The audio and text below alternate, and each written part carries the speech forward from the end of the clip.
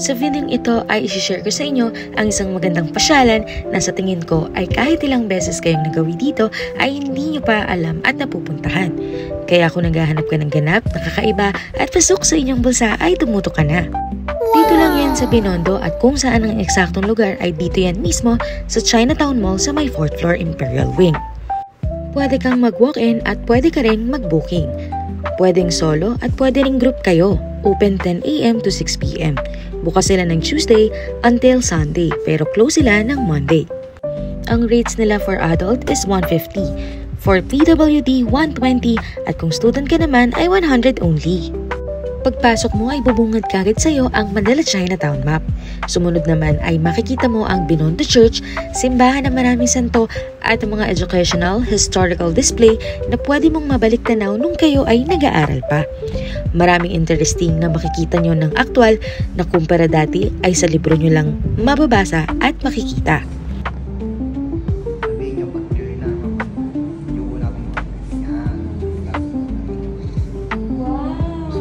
Ano nakita mo?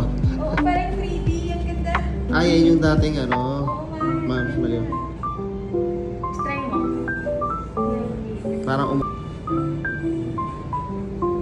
Kita mo? Ang ganda. Kaya. Liwanag. Ito yung gusto ko. Ganito kalaki pa. Madami kang pwedeng subukan habang iniikot nyo ang museum na ito. At mafe-feel nyong talagang bumalik kayo sa nakaraan kahit sandali lang. May lalapit naman din upang itour kayo sa buong lugar. At marami ding trivia at dagdag kaalaman ang pwede nyong malaman na hindi natin natalakay noong tayo ay nag-aaral pa. Alam yung big? Oo, para siyang big. Tagalin ka lahat. Dyan nilalagay ako. Isisindihan para Spanish. Ibigyan ka. May legal na opium pala. Isa siyang parang ginagamit by herbal noon. Oo. Talaga first check. Ano to? Anong bangko? BDL. Isang dalawang government. Ano government? Spanish na meron. Talaga? Ito pera tayo nagdala.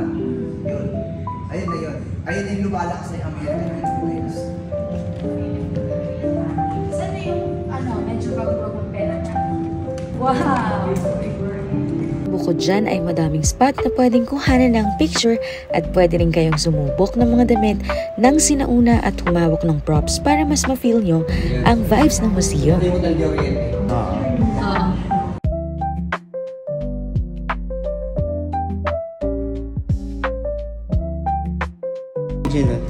Pang ganito. parang nakaganon siya.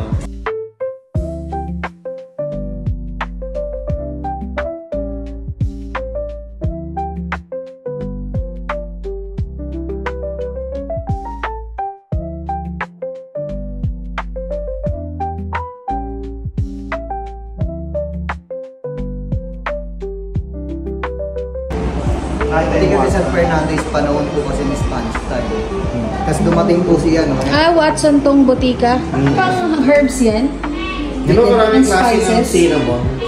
Kasi may nabasa kasi ako na merong bulk. Kahit tinitay niya na cinnamon.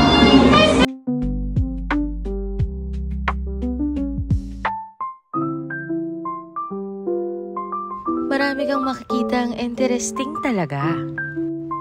Kaya kung naghahanap ka ng gagalaan na pasok sa inyong bulsa kasama ang inyong pamilya, barkada, at mahal sa buhay, ay pumunta ka na dito lang yan sa Chinatown Museum.